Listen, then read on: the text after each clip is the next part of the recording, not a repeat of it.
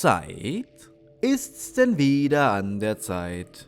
Es scheint mir, als sei das letzte Video gar nicht so weit entfernt. Und dennoch liegen Äonen dazwischen. Aber ich habe diese Zeit über nicht gefaulenzt. Oh nein, ich war fleißig. Schließlich haben wir noch viel vor uns. Also dann, legen wir doch los.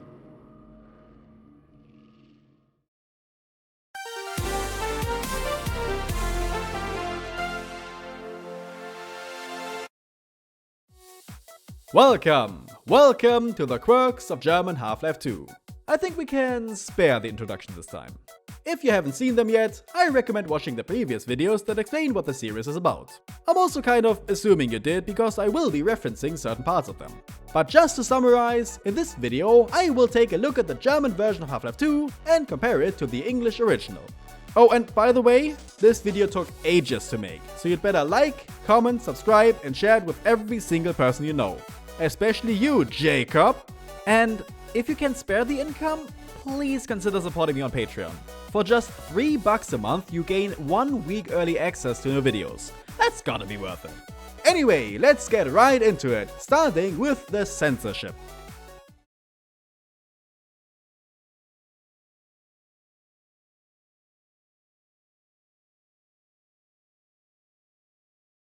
Immediately, we're beginning with a bit of a backstory. To enable the censored version of Half-Life 1, all you had to do was select German as a language or just buy the game in Germany. When I did the same in Half-Life 2, however, I noticed that nothing was censored at all. So I figured that they had stopped doing that after the first game because laws had loosened up in that time, and I recorded the entire game. However, afterwards I remembered hearing about a censored version of the game on the German website Schnittberichte, which documents censorship in media.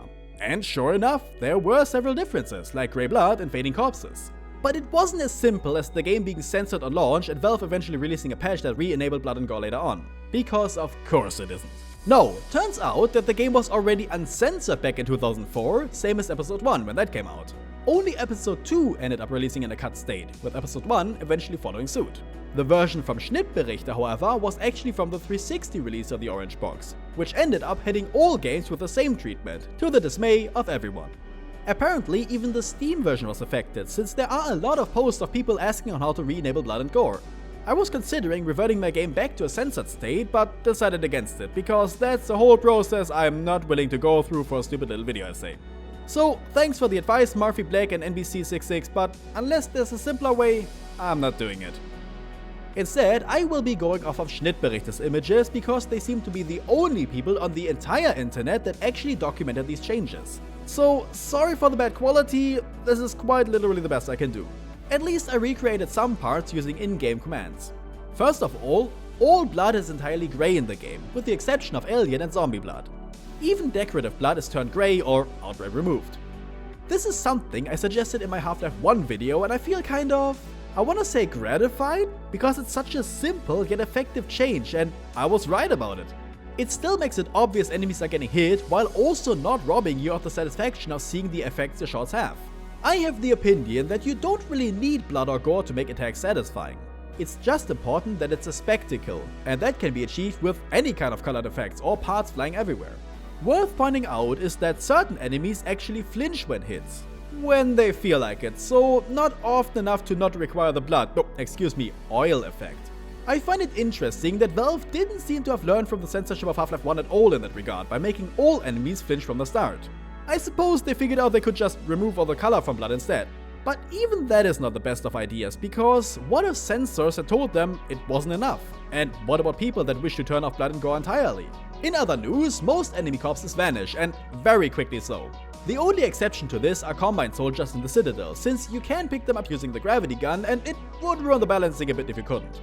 Zombies can still be cut in half, but the pieces fade away before you even realize what happened. This makes killing enemies rather unsatisfying because you can't even see the damage you've done. This is actually worse in German Left 4 Dead because of the sheer amount of zombies you kill in those games. I hate this kind of censorship in games with larger levels such as Doom, since enemy corpses serve as waypoints to let you know which parts of the map you've already explored. This is less an issue in a linear game like Half-Life 2, but would have been way worse in Half-Life 1. Despite this, however, corpses and gyps are still aplenty, even the horrifically disfigured ones. This actually surprises me since it'd be so easy to simply remove them. The zombie models also remain unchanged, which is still hilarious because they're arguably the most gory aspect of the entire game. Overall, this type of censorship is much better than the one from the first Half-Life. I'm really glad that environmental gibs and blood remained, even if they're slightly censored. Had they removed them, it would have sanitized the world too much and gotten rid of the horrifying results of the Combine's actions on Earth.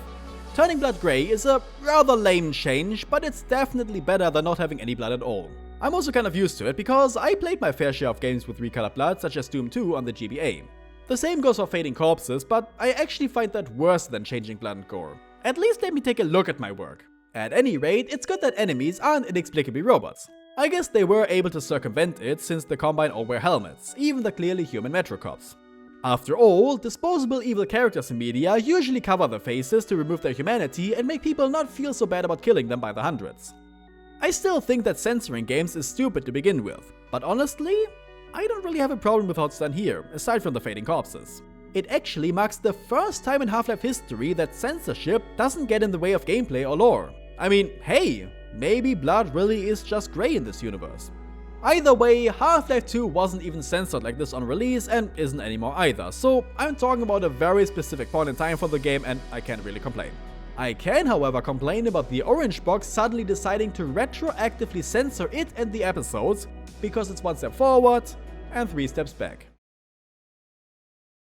Shore point to NLO. Shore point to New Little Odessa. Come in Odessa, do you read?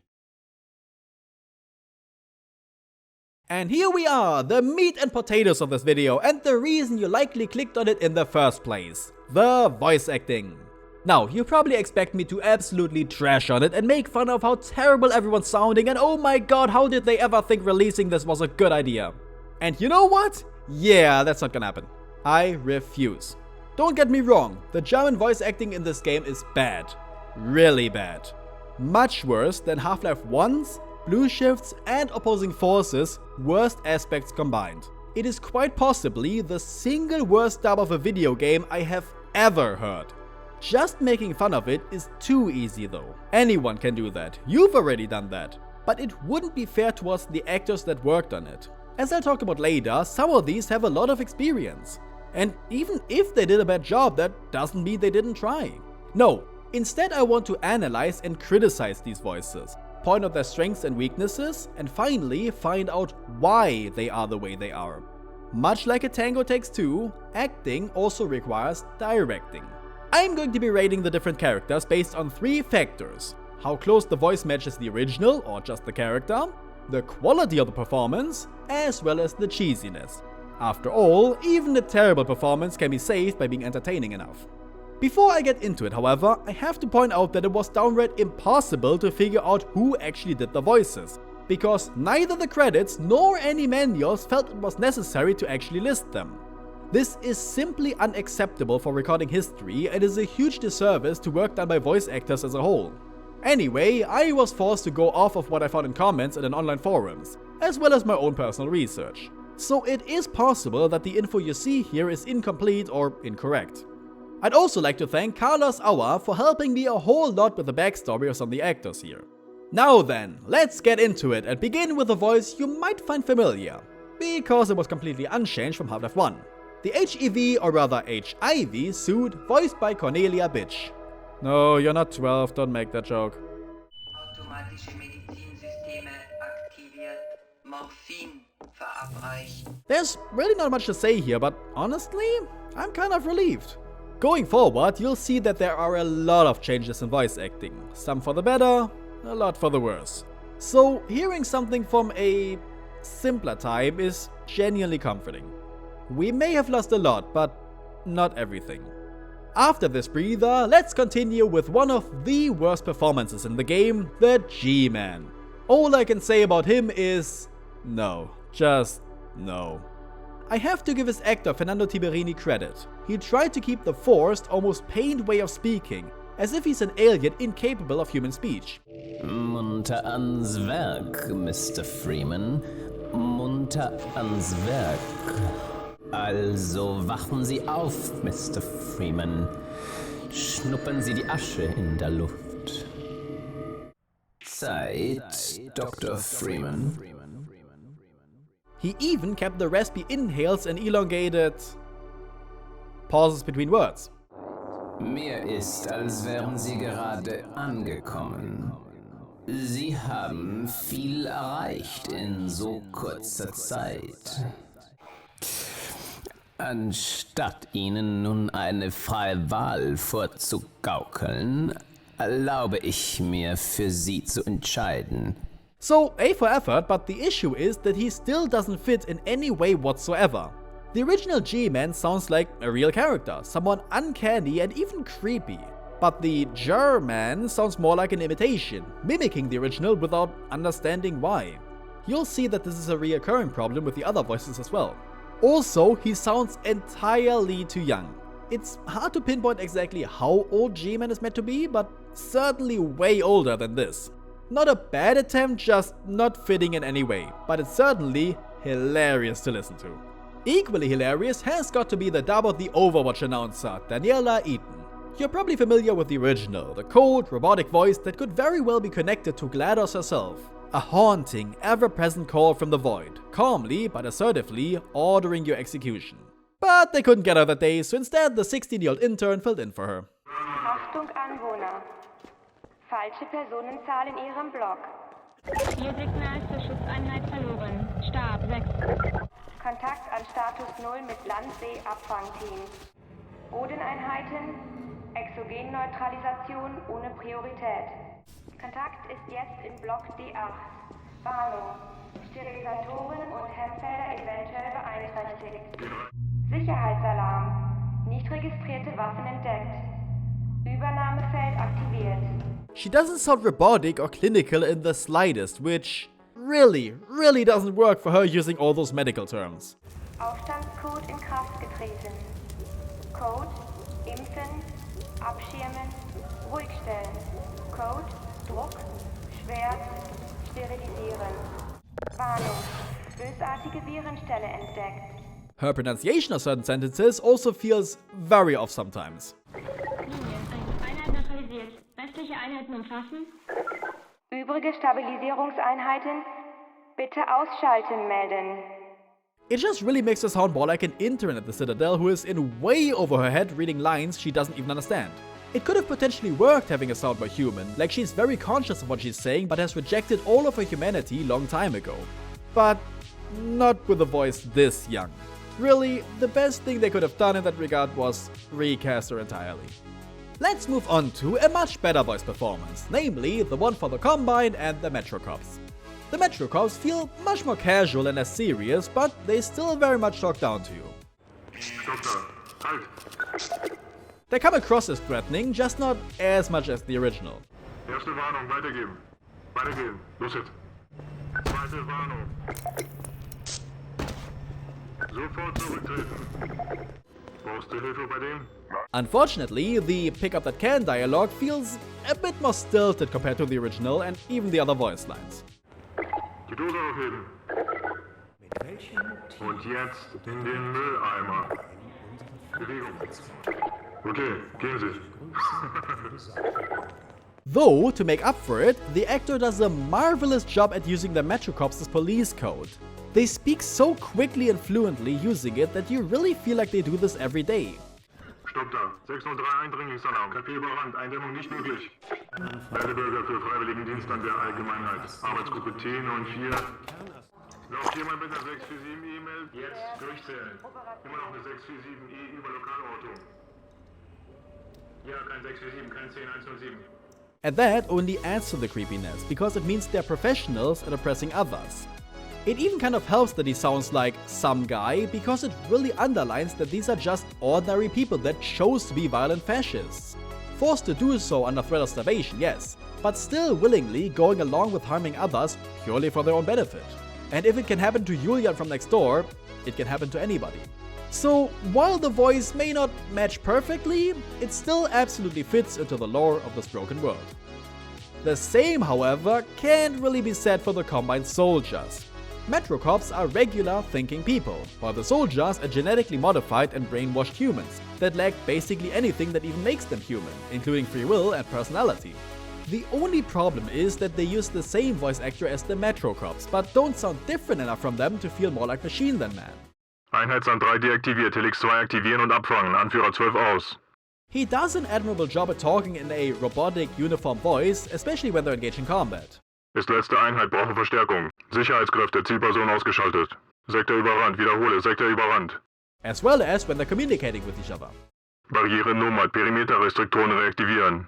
Nomad, Restriktoren reaktivieren, Sektorzeit aktive Bioten an. Barriere 139 einseitig, Jäger 6, lösen, prüfen und bestätigen. But the more casual, personal voice doesn't really work with them, especially when they end up talking like regular people, with the same slang and other speaking quirks. Los, verschwinden! Ja, jetzt haben wir ihn! It's also really noticeable when they realize they're about to die to a grenade. Mist! It might have worked better if the voice filter was a little more extreme, because they end up sounding more like bored Metro Cops. Perimetereinheiten, auf interne Höhen zurückziehen und Schlussaktion vorbereiten. It still works, of course, but certainly doesn't reach the same level as the English Combine soldiers, and it might even harm the lore a bit. However, who does reach the same levels of quality as the original voices has to be the actor for the Vordergon, Stefan Grothgar. I have nothing to say except that he perfectly captures their deep, raspy, extraterrestrial voice. Das ist Dr. Freeman. Die Tage der Combine sind gezählt. Eli Vance ist für die Befreiung unverzichtbar. He does have the quirk of pronouncing certain words in weird ways, putting a lot of emphasis on the R. Wir dienen dem gleichen Wunder. Grüße an Dr. Freeman. Dr. Freeman muss sich beeilen. Eli Vance befindet sich in großer Not. Dr. Freeman kann diese Kapseln in Zukunft sicher gut gebrauchen. Sammle er sie. Mit diesem sogenannten Käferköder kann er die Ameisenlöwen führen. Drücke er auf die Ferro-Kapsel, dann folgen die Ameisenlöwen ihm. But it oddly fits since these are aliens trying their best at human speech after all. They even have some sort of accent I can't exactly pinpoint. Dr. Freeman muss verzeihen. Es ist unhöflich, vor solchen ohne Portalsinne in Fluxverschiebung zu kommunizieren. It might be the one in the actor, but either way, it contributes to their alien character, and it was also present in the original. The Freeman must excuse us. It is rude of us to commune by flux shifting in front of those whose portal inputs are impaired. I really couldn't have asked for a better performance. Colonel Cabbage, on the other hand, could have definitely used a better performance though. Colonel Odessa Cabbage zu Diensten. He sounds incredibly over the top, completely hamming up his dialogue as much as he can. Granted, he was already not a high point of the English dub, but it sounded a little more natural than here. Much like the German, this Cabbage is more imitating the original voice than trying to sound like a real person. Not only that, but he even pronounces certain words in a rather strange way. Aber wenn Sie lange genug überleben, um mehrmals zu treffen, fällt die Belohnung dafür umso höher aus. Dr. Vance benötigt dringend Hilfe, nicht wahr? Sie sind der Richtige für diesen Job. It kind of fits a silly character though, because he is meant to be comic relief after all. His little out-of-sync finger wiggling even adds on to that. Los, statuieren Sie an dem Hubschrauber ein Exempel. The only problem I really have with him is that his voice is also too high, making him sound more like someone of my age than an experienced colonel. Sagen Sie Dr. Vance, dass Colonel Cabbage bedauert, ihn nicht selbst retten zu können. Nonetheless, for such a minor role, he certainly left a very memorable impression. On to another memorable impression, but this time for all the wrong reasons. Father Grigori, voiced by Stefan Boyer, who is possibly also the actor of Cabbage. Now, I want you to imagine what Grigori sounded like in the original. You know, a fantastic character, some people's favorite even. And then I want you to try to imagine the worst possible way for someone to do an imitation of that, and then brace yourself, because it's worse. I was told how bad it was before I started playing, but nothing could have ever prepared me for this. Aber wär's dies, ist noch ein Leben zu retten. Ich behalte dich im Blick. Mehr kann ich nicht versprechen. The original Father Grigori doesn't sound particularly real. He sounds more like someone putting on the act of being a priest, that tasks himself with quote-unquote saving his congregation, and who is going mad as a result. They had become like these peculiar demons which dwell in matter, but in whom no light may be found. But he doesn't come across as an actor playing this role, more as in an unfortunate resident of Ravenholm who lost his mind one day. Did he become crazy through killing zombies, or was he already insane beforehand, his lack of inhibition saving him from certain doom? German Grigori sounds like someone doing an impression of a character they've never even heard speak. Denn es ward gesagt, dass sie geworden wie die sonderbaren Dämonen, die in Materie, doch im Dunkel hausen. Someone trying to emulate the original lines without actually knowing the meaning or context behind them, just going through the motions without correct emphasis. In Ravenholm musst du auf der Hut sein. Das ist dein Werk, haha, oh, ein Mann nach meinem Sinn. Still. Sie kommen. Was mich angeht, ein Hirte muss seine Herde hüten, vor allem wenn sie in Aufruhr ist. When English Grigori calls you brother, you know he means it. You've earned his trust and admiration. You've stirred up hell. A man after my own heart. German Grigori uses the word without understanding the weight it carries. Gut gemacht, Bruder. Ach, du bist es, Bruder. Verzeih.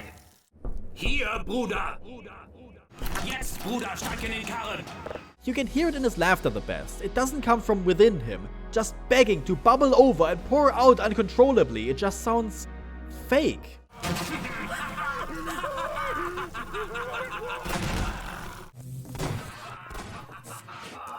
Didn't stop them from recycling the same laugh 3 times though.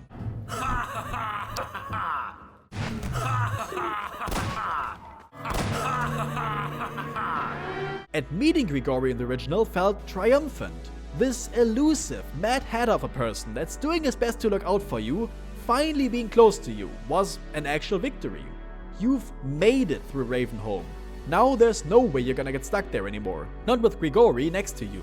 But in the German dub he feels just as distant as before. Sei gegrüßt, Bruder. Endlich begegnen wir einander. And when he basically sacrifices himself to let you go, it felt genuinely sad, because you know he just wants well for you and is actually sorry that he has to send you off into an uncertain world alone. But in German he sounds more like he's reading off of a fortune cookie. Leb wohl, Bruder! Ich fürchte, ich sende dich ins Dunkel. Möge das Licht allen Lichts dich erleuchten.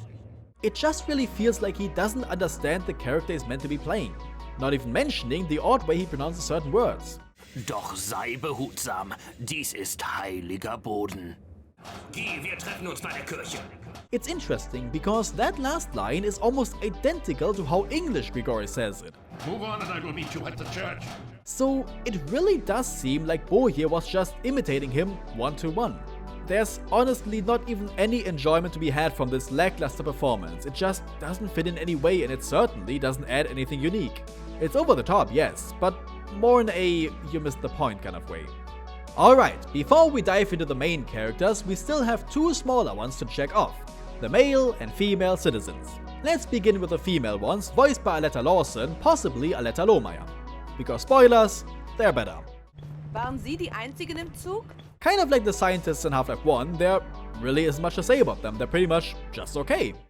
Ein guter Rat, behalt's für dich. Station 12, bitte kommen. Station 8, ist da jemand? Erwischt! Mist, der Magnet versagt. Festhalten. Tut mir leid.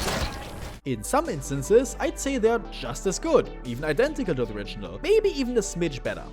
Hier ist ein Medikit. Jawohl. Passiert dir bald was? Though certain lines feel pretty stilted and a little forced. Ich sag's ja, als nächstes holen sie uns. Mann. Weiter so, Freund. Die Station ist verloren, aber es gibt noch mehr. Hey, Gordon Freeman. Habe gehofft, dass du kommst. At one point, she even turns into a radio announcer. Dr. Freeman kommt jetzt den Fluss hinunter.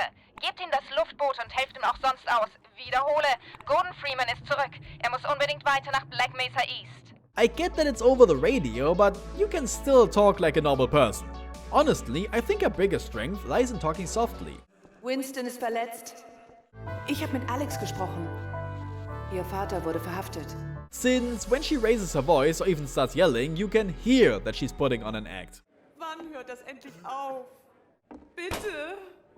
Hilfe! Halt! Wir haben nichts getan! Flee, verschwinde! Du kannst hier eh nichts machen! Hey! Du bist Freeman, oder? Warten Sie, Dr. Freeman, ich komme mit! Her pain sounds are so-so, sounding pretty much like the original. Well, mostly. But all in all, Aletta did a pretty nice job. It's nothing too crazy, but that's exactly what you want. She also made me realize just how little female NPCs really appear in the game, with most of the longer conversations being taken up by the male ones, like Leon or the copious amounts of rebels later on. Speaking of those male rebels, they were voiced by Silvio D'Alessandro, which automatically disqualifies him for not being John Patrick Lowry. Jokes aside, he's honestly completely unfitting for many reasons. Tja, weiter geht's nicht. First of all, he sounds like he's in his late 20s, which works for certain characters, but certainly not the older ones. Schnell, runter in den Keller, hier kommen gleich Hubschrauber an. Lowry's voice was incredibly deep comparatively, but I find it easier to believe for someone like Male 7 to sound that way. This is how it always starts. First the building, then the whole block. They have no reason to come to our place. Don't worry, they'll find one.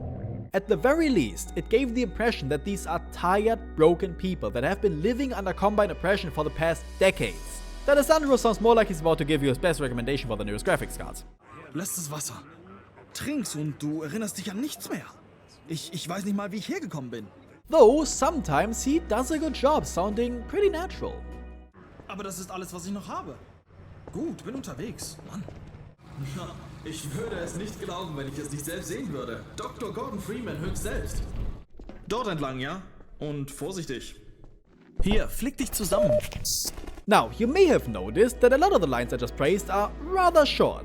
And that's because his performance sort of falls apart when he talks for extended periods of time, resulting in very stiff dialogue.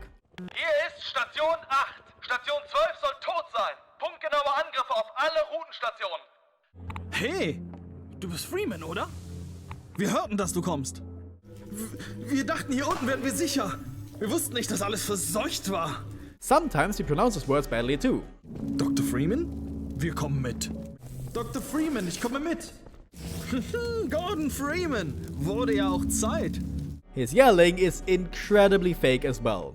Gesellschaft! At some points, his voice even cracks. Hilfe! Ist jemand dort oben? Hilfe! And the less we talk about his cheering, the better. Ja! Ja! But mostly he's just okayish. Not terrible, but not outstanding either. Vorsichtig jetzt. Wir dürfen keinesfalls bemerkt werden. Der Votigond bringt das Luftboot gerade auf Vordermann. Danach hat es noch mehr Feuerkraft. Okay, Doc. Es geht nur noch zu Fuß weiter. Hier lang, Dr. Freeman. Gehen wir über die Klippen, bevor noch ein Hubschrauber kommt. Und Dr. Freeman? Wie fühlt man sich als Ameisenlöwe? Gordon Freeman? Ich hab doch recht, oder? Einen Moment. Ich lege ein paar Ladungen und spreng das hier auf. Dr. Freeman? Wir brauchen noch jemand, um die Barrikade zu stürmen. Aber dass Sie das sind? Just like an amateur YouTuber, trying his best at a somewhat serious performance, but failing. The same goes for his pain sounds, which aren't really convincing either, but then again, so were the originals. Getroffen.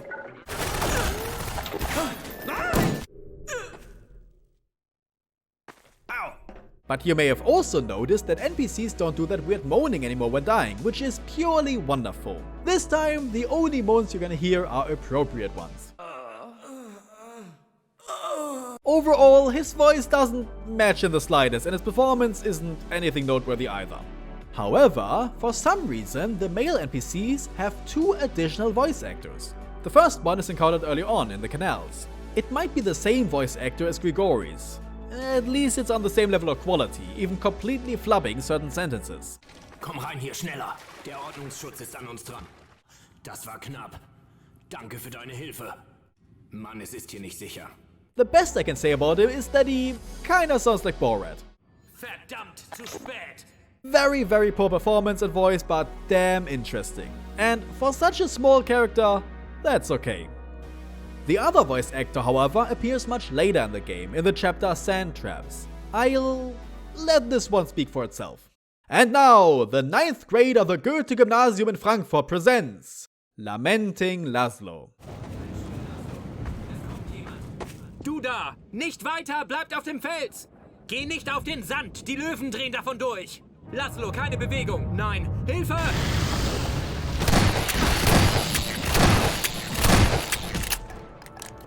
Oh Gott, Laszlo! Musste der größte Geist seiner Generation so enden? Wir wollten uns im Vortigon-Camp Käferköder besorgen, damit uns diese Kreaturen in Ruhe lassen. Aber ohne Laszlo, wozu noch? Ja, du wolltest helfen. Ich bleibe bei ihm.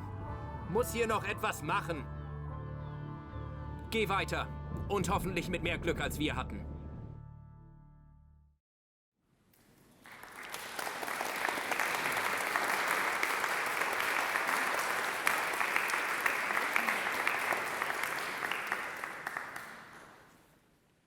What an absolutely terrible, completely unfitting performance. 11 out of 10 more, please. That's about half the cast done. Now we're on to the main characters. And why not begin with the one with the most German name, Dr. Kleiner, performed by the actor with the most German name, Walter Bonacker.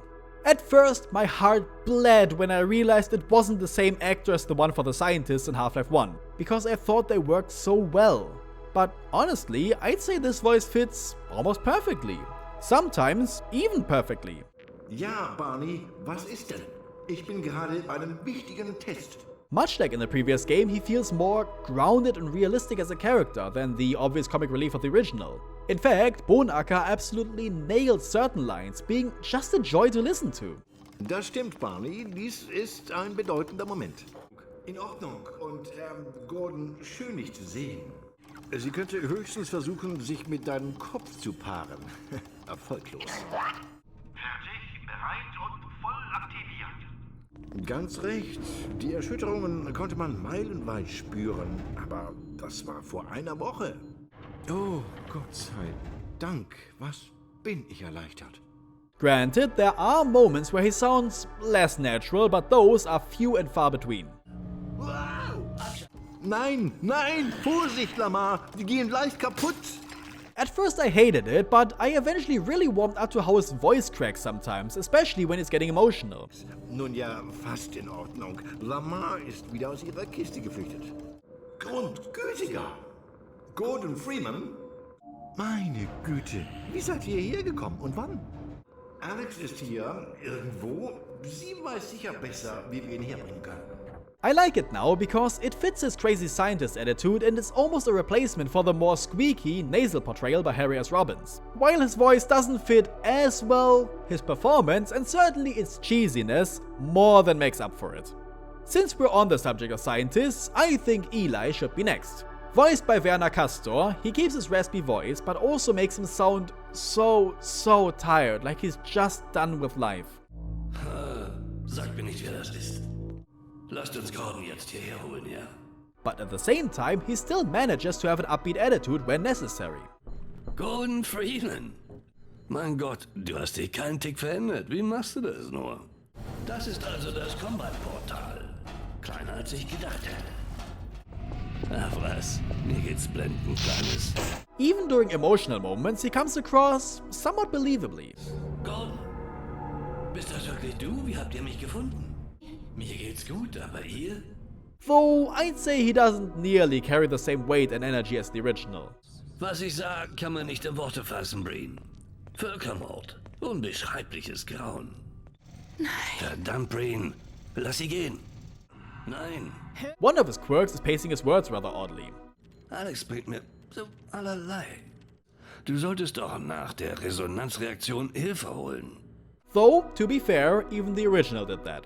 The last time I saw you, I sent you up for help after the resonance cascade. Another one is his odd accent that I can't quite pinpoint either, much like the Vortigons. Wir wissen noch nicht, wozu es dient. Dieses Bild und Alex sind alles, was ich aus Black Mesa retten konnte. Wenn du nicht mehr drauf hast, dann schick uns beide durch dein Portal. All in all, he's obviously not Robert Guillaume, rest in peace, but an acceptable replacement. Could be better, but also a lot worse. Actually, he doesn't say the same way. Du könntest die einzige Ausnahme sein. Dad, bitte. Unacceptable. Worst one so far. Before we get into the 3 most important characters, let's take a look at another scientist, Dr. Judith Mossman, played by Gertrude Thoma. I think her voice fits rather nicely and even better than the original at times. Ich bin Dr. Mossman, Dr. Judith Mossman. Her regular dialogue often leans towards being a bit stilted, but not nearly as bad as on the other characters. Wir haben bislang schon viel erreicht, aber es würde so viel schneller gehen, wenn wir mehr Leute mit ihrer Ausbildung hätten. Wir stehen kurz vor einer verlässlichen Teleport-Technologie. Ich beende hier nur schnell was, dann kümmere ich mich darum. Dr. Freeman, es ist mir eine Ehre. Ich freue mich auf unsere Zusammenarbeit. And to be fair, even the original had similar shortcomings. She has a bit of an awkward laugh though. Hören Sie nur. Which I kind of think works well, because she is a bit of an awkward character, I feel. Not one that's really used to speaking a lot to other people. Definitely worth mentioning is that she sounds incredibly fake when Alex confronts her Nova Prospect. Hallo? Gott sei Dank ist jemand... Alex? Gordon, wie seid ihr hier reingekommen? Wir wissen alles über dich. Was? Du warst die ganze Zeit Spion der Combine. Wovon redest du? However, I think it sort of works because she's completely put on the spot in that instance. Not only did her plan with Dr. Breen fail, but she was even caught by someone she never expected to be there. So it's really no wonder she doesn't know how to act. It even makes you mistrust her more. I mean, is she being fake or sincere but doesn't know what to do? What are her real motivations? And once you meet her again at the end of the game, she really does sound defeated and powerless. Wehr dich nicht, das bringt nichts. Du kannst nichts machen, bis du da bist, wo dich haben will. Es tut mir leid, Gordon. She obviously regrets her decisions and feels bad that you and everyone else got roped into them. Her conversations with Breen are equally natural, as if she knows she has to be her best so he doesn't shut her down instantly. You can even feel the desperation in her voice. Dr. Breen, wie ich bereits sagte, Sie können Elis Zustimmung nicht erzwingen. Sie müssen ihn selbst... Ich kenne Dr. Vance viel länger als du, Judith. Wir sollten versuchen, Elis Leben zu schützen, damit er weiter forschen kann. Das ist nicht nötig. It makes it even more satisfying to see her finally stand up to him at the end. Something which I think the dub captures better than the original. Wir tun, was ich allein nie geschafft hätte. Wir halten dich auf. Bitte. Tja, Wallace. Das Spiel ist aus.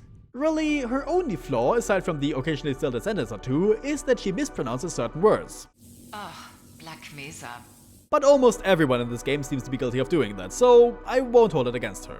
While not a perfect fit for the voice, Thoma managed to deliver an outstanding performance that's worthy of being in a Half-Life title.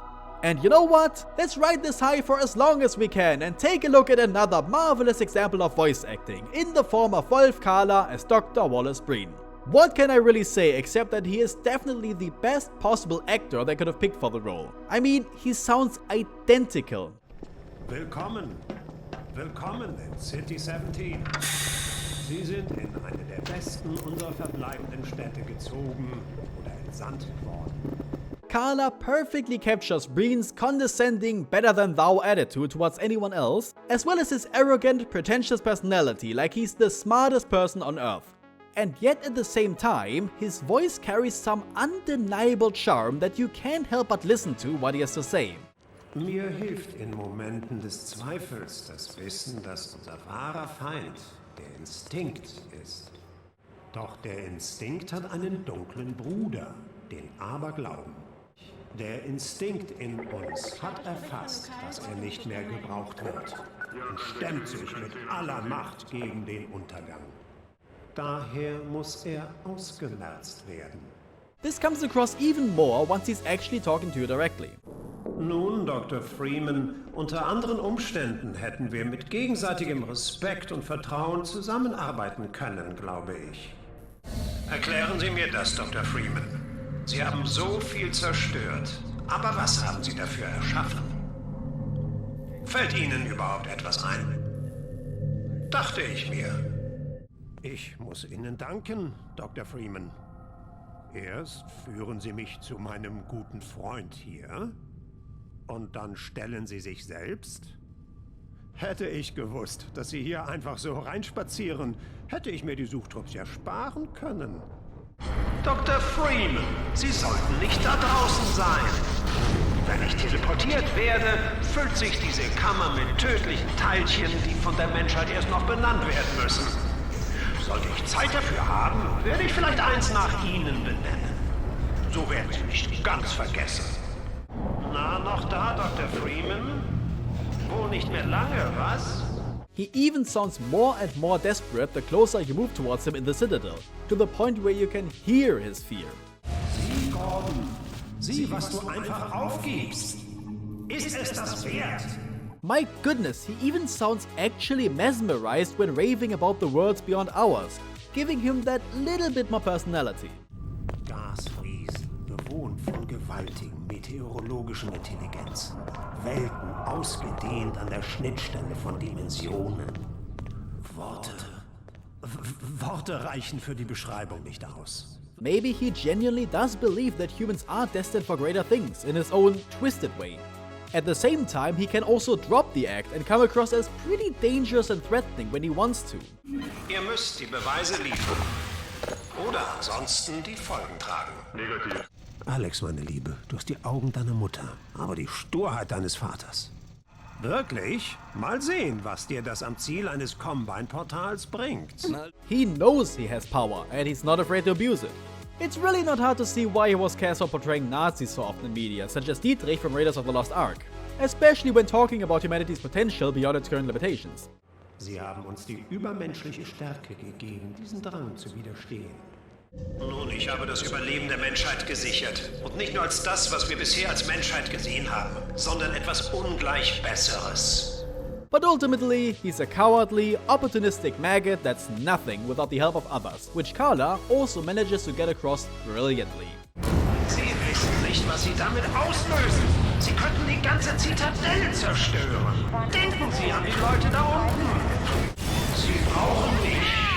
All in all, what a fantastic performance, not just in regards to this dub, but in general.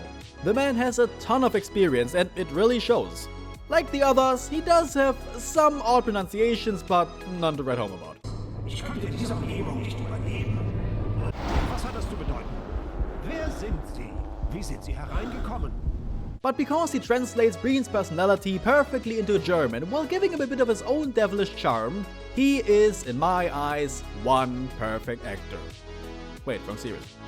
I wish, however, that I could say the same about Barney, played by Erich Redman or Redman.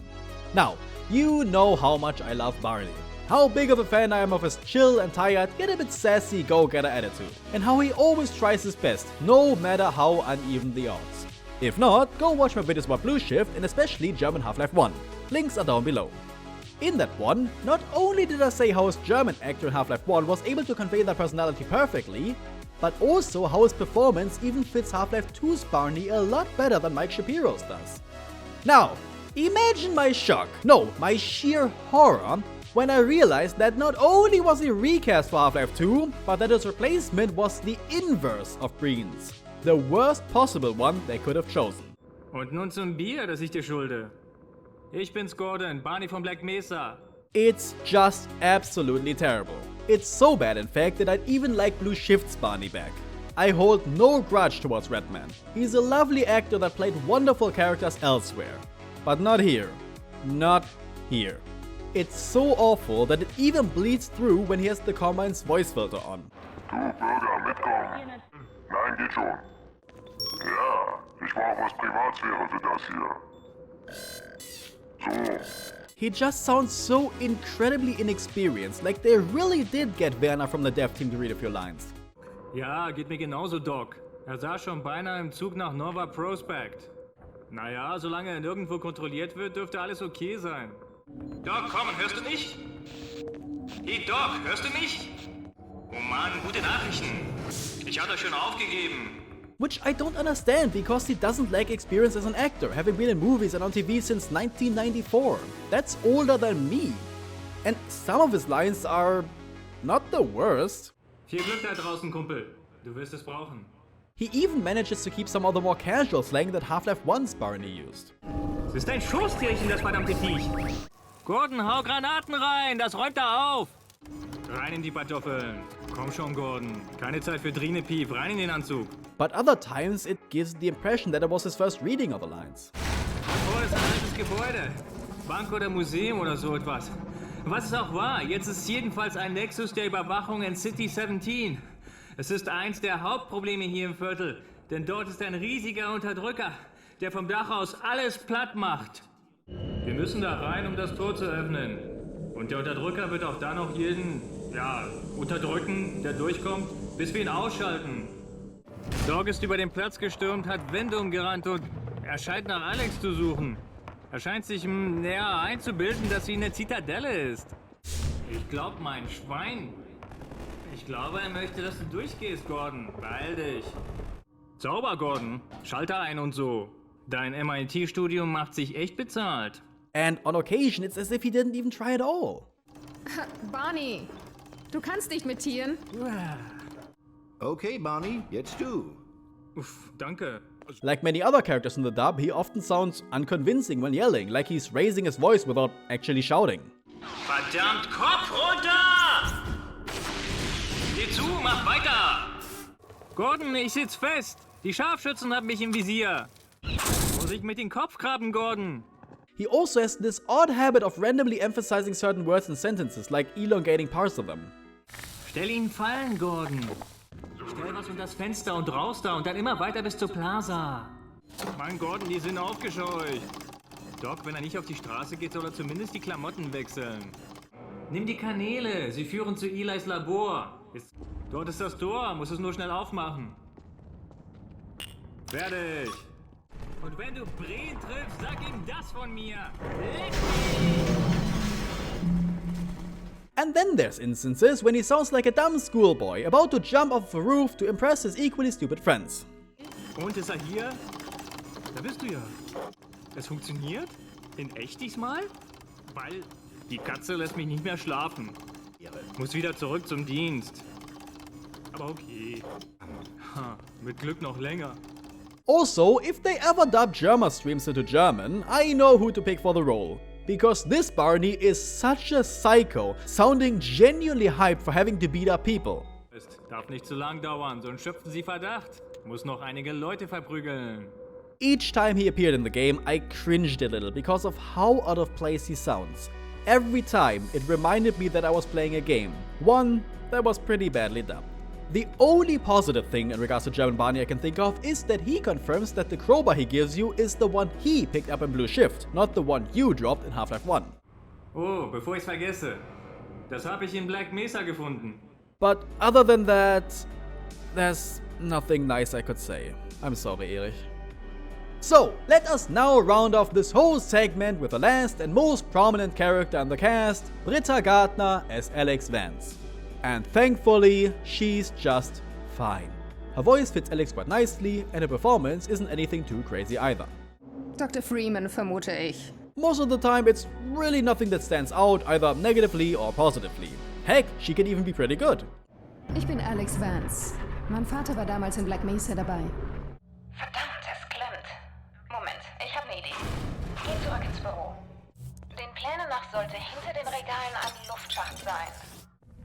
Okay, Mossman, wo bist du? Wo? I do have to commend her for capturing Alex's playful, upbeat personality exceptionally well. Ich fand ihn draußen, den Streuner. Ist schon ein Tu nicht gut, oder? Komisch, dass du gerade heute auftauchst.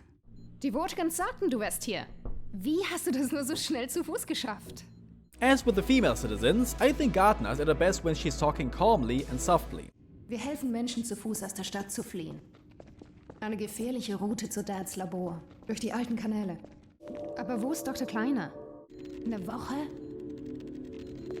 Was haben wir verpasst? Optimist möchte ich auch sein, Doktor. Draußen auf dem Platz ist ein Generator. Wir möchten so viele wie möglich ausschalten. During sad, heartfelt moments, I'd even go so far as to say that she's outstandingly convincing. Wir kennen uns nicht sehr gut, aber ich weiß, dass du das hier nicht tun musst. Ich muss meinen Vater retten, aber du... Na, danke für die Hilfe. Dad ist irgendwo dort, im Internierungsbereich. Wird nicht einfach sein, ihn da rauszuholen. Dad, alles okay? Wir holen dich hier raus, Dad. Ich bin unwichtig. Rettet euch selbst. Wir verlassen dich nicht. Even when she loses her composure and gets nervous, you can tell. Dr. Kleiner, halten Sie sie auf! Wen soll ich aufhalten? Oh Mann! Was für Koordinaten sind das? Wo hat sie ihn hingebracht? Nein. Nur noch ein paar Sekunden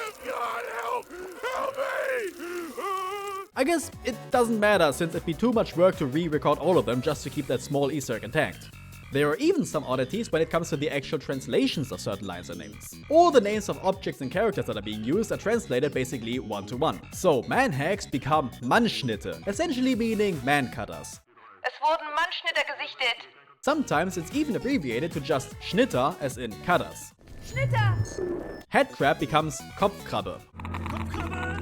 Which sounds so weird and unusual to me, even though it means the exact same. Likewise, Antlions are Ameisenlöwen. Die Ameisenlöwen schlüpfen jetzt. Or even just Löwen, meaning lions when shortened. Geh nicht auf den Sand, die Löwen drehen davon durch. Hunter choppers are Jagdschrauber, which is pretty accurate. Diese Waffe war auch mal in so einem Jagdschrauber montiert. Though certain translations are a bit more questionable, like calling Thumpers Klopfer, meaning knockers.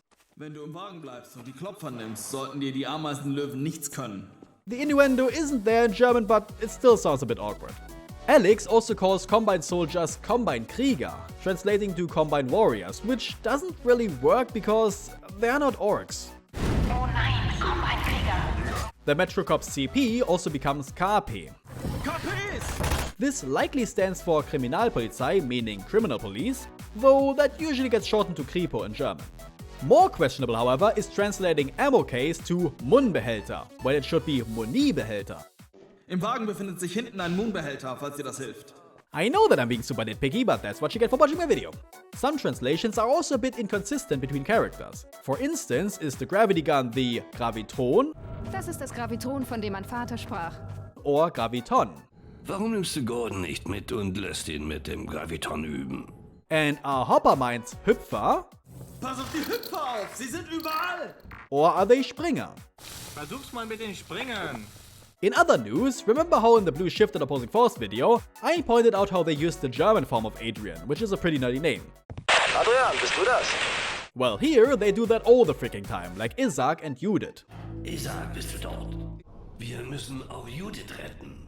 Other times it's inconsistent again, like with Leon and Leon. Alex, hier ist Leon. Darum melde ich mich, Leon. Danke, Leon. Or Alex instead of Alex. Alex? Wir haben Meldungen von Alex erhalten. Even surnames aren't safe from it, like Mossmann and Brehm. Dich, Judith, Dr. Mossmann. Und wenn du Breen triffst, sag ich... Way worse than any of those, however, are the copious examples of certain voice lines making no sense whatsoever in context, like characters not having the correct tone for a conversation. For instance, the female citizen is a goddess of chaos, reveling in death and destruction. Hoch zum Dach. Jetzt beeil dich doch. Werden beschossen. The male citizen, on the other hand, is just incredibly insensitive during emotional moments. Pass auf dich auf. Wir sehen uns in Nova Prospect. Mach's gut. Tschüss, Alex. Not even Alex is safe, such as this line of hers, which makes me laugh out loud every single time. Wir tun, was ich allein nie geschafft hätte. Wir halten dich auf. Ja. There are even moments in which the actors think they're supposed to be asking a question, when they aren't. Der Worte hier kann dich ziemlich schnell zum Gehen bewegen. Echt? Ihr habt Eli? An dir lag's nicht. Often it's just a bad translation error. The female rebel preparing the hovercraft, for example, refers to it as a Wagen, which usually means car or cart in German, and doesn't work for a boat. Den Ordnungsschutz kann man da draußen schwer vermeiden, aber mit einem schnellen Wagen ist es machbar. The Metrocops also love saying nix wie weg, which is probably translated from get outta here, but sounds and means more let's get outta here. Nix wie weg. Nix wie weg. That of course doesn't work because they're telling you to get lost. The most questionable line to me though is the rebels saying, so? I still have no idea what they're actually meant to be saying here. If you do, please let me know in the comments. The worst instances, however, are those in which the conversation fundamentally doesn't work and characters even contradict each other, likely because the lines were once again recorded without context. This is first heard right at the start of the game. So beginnt es immer. Erst ein Haus, dann das ganze Viertel. Ich weiß nicht, was sie bei uns wollen. Sie werden schon einen finden. But even worse than that is the last conversation Alex has with her dad at the very end of the game, since it turns Eli into someone that despises his daughter. Dad, wir sehen uns wieder. Niemals. Whoops. Not quite as bad, but still worth pointing out is how certain characters swap back and forth between using formal and informal speech when referring to each other. To elaborate, in English you can only ever refer to someone else as you. In German, however, there are two forms. Du, which is informal and used for people you're close to, and Sie, which is formal and used if you want to be polite or respectful. However, characters often use these terms interchangeably, which sounds really awkward. Gehen Sie, Dr. Freeman. Da drin sieht's schlimm aus. Gut, dass Sie den Anzug haben. Hey, ich bin's, mach die Tür auf. Likewise, even in English, you only ever refer to someone using their full name or surname if you want to keep things formal, which is when you'd also use Sie in German. In the dub, however, characters will still call you by your full name while saying du at the same time, which works even less when they call you Doctor as well. Gordon Freeman? Wie hast du das nur geschafft? Hallo, Dr. Freeman. Der Wagen steht bereit. Steig ein, dann lass ich dich runter zum Strand. Los jetzt, Dr. Freeman. Wir wissen, dass Eli Vance auf dich vertraut. Weitergehen, Dr. Freeman. Ich sag Bescheid, dass du kommst und komme danach. Wir möchten uns dir anschließen, Freeman. The worst offender for this are the Combine though, who really have the least reasons for being formal, even towards each other, since they're a hive mind essentially. Boston Stinger, sind Sie da? The Metrocars will also be respectful enough to call you Sie, even while oppressing you at the same time. Okay, gehen Sie. Just why? If I wanna be dominated, I wanna be dominated. Oh, and Alex will also randomly call her dad father, which no one does anymore because it's too antiquated. Ich bleibe bei Vater. Aber was ist mit Vater? But I guess it fits a little, since she did grow up in a time when most of humanity is dead. That's gotta affect manners of speaking somehow.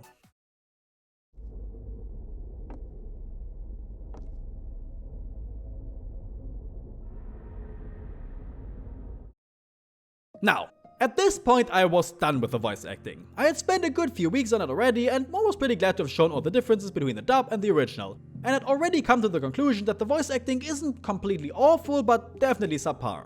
I then directed my attention towards the censorship of the game. However, while trying to find footage of the censored version of the game, and failing, I stumbled upon something even more interesting. I was just skipping to random parts of an old Let's Play, when I suddenly heard a line by Barney that I hadn't remembered that way. Specifically, the part where Lamar tries to jump on his head and he lets out a rather exaggerated noise. I thought, oh, maybe that one is a randomized pain sound? But then I noticed that this wasn't the only line that was different. Even the previous one was not the one I was used to.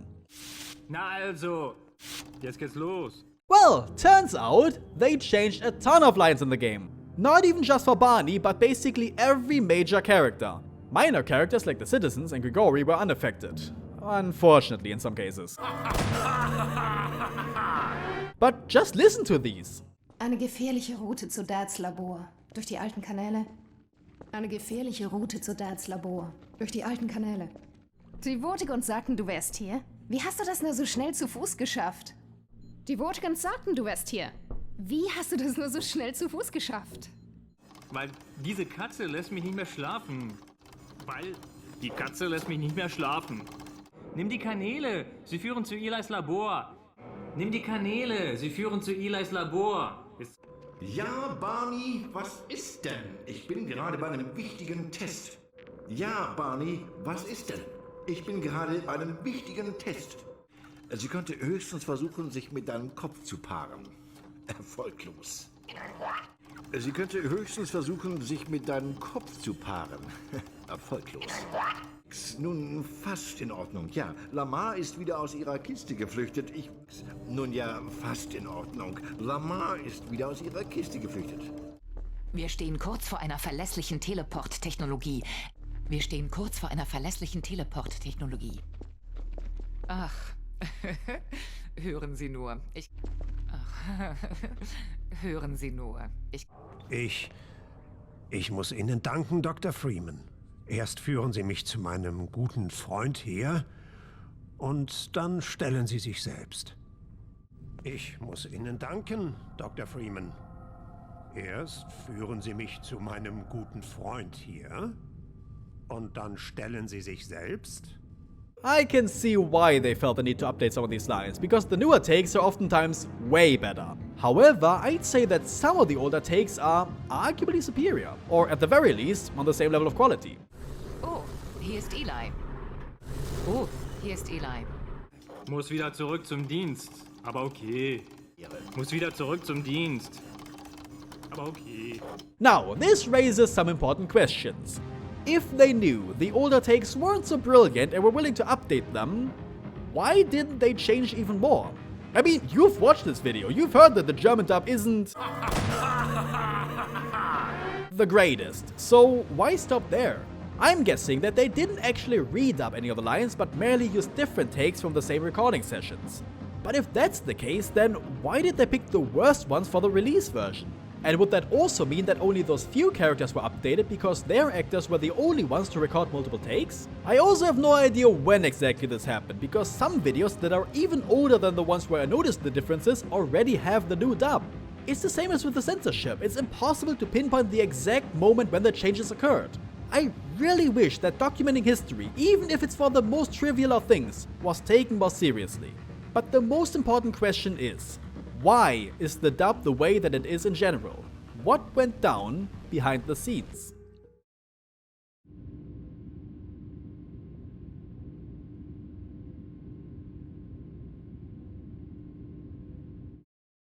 Well, first of all, the majority of the voice actors can be found on a single website where you can search for and hire people for your projects.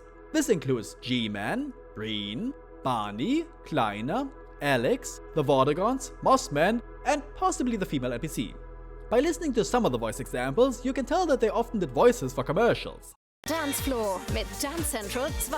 This would certainly explain why Alex suddenly turns into an instructor when explaining the gravity gun to you.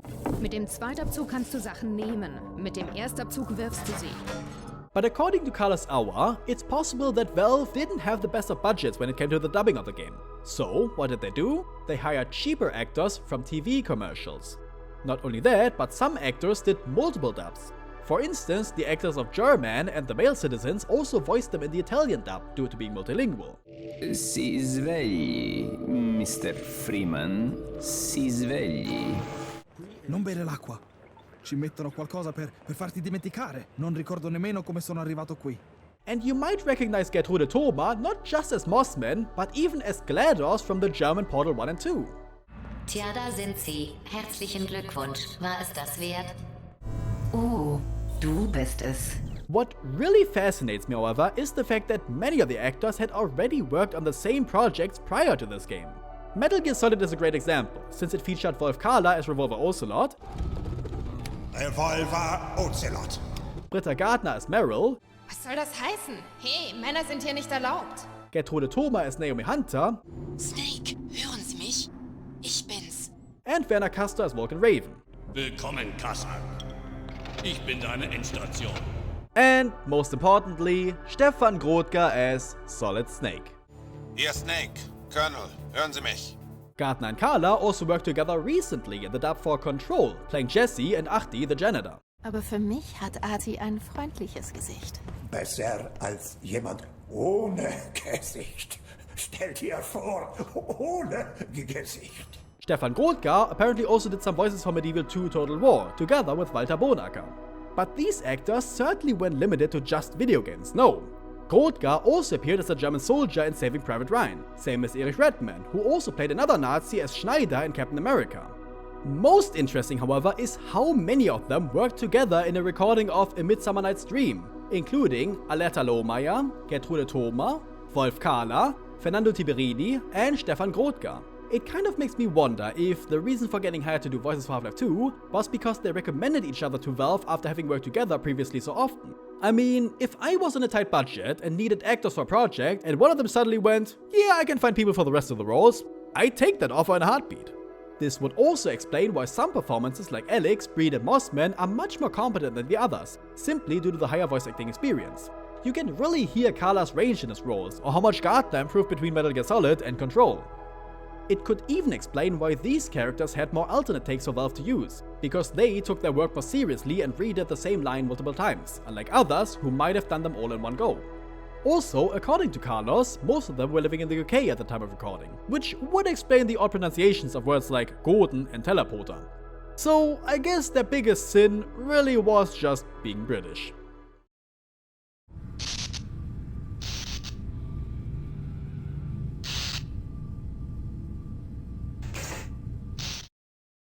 I have to be honest, I really can't blame the voice actors for their poor performances. They aren't bad at their job as they did well in other roles. Yes, even Barney.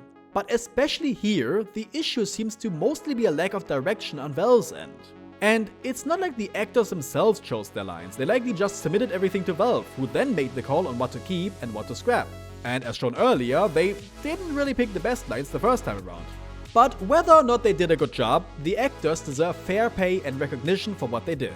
Not saying they didn't get paid enough, but also, if you were being hired specifically because you only ever do cheap jobs, would you really put in your best efforts? Voice actors are considered so disposable and unimportant in media, despite the fact that they are literally the voices of some of our favorite characters. Even worse if they're actors for dubs.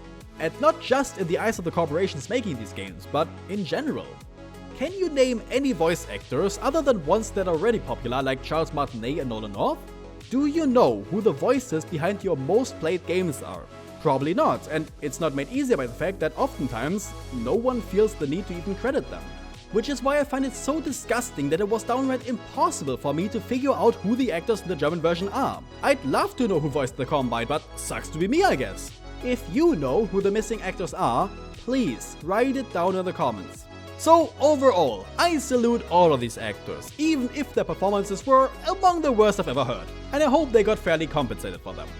And in the end, it's likely that their work and the criticism towards it help make game companies take voice acting a bit more seriously in the future, even if the money is tight.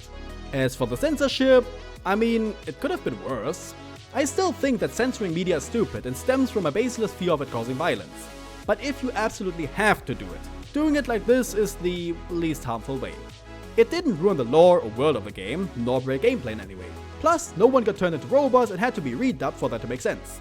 I still find it absolutely moronic that the game was initially released in an uncensored state, but was cut later on in the orange box. There is definitely yet another case to be made for documenting history though. It's almost completely impossible to reactivate the censorship, which really sucks if you wanted to experience it for yourself. Furthermore, even the first batch of voice lines can't be re-enabled either. I get that these are trivial things to complain about, but they are important for history's sake. I think it's necessary to take a look at how things were done, so we learn not to make the same mistakes and to see where we've improved. Aside from that, and this feels weird to say, but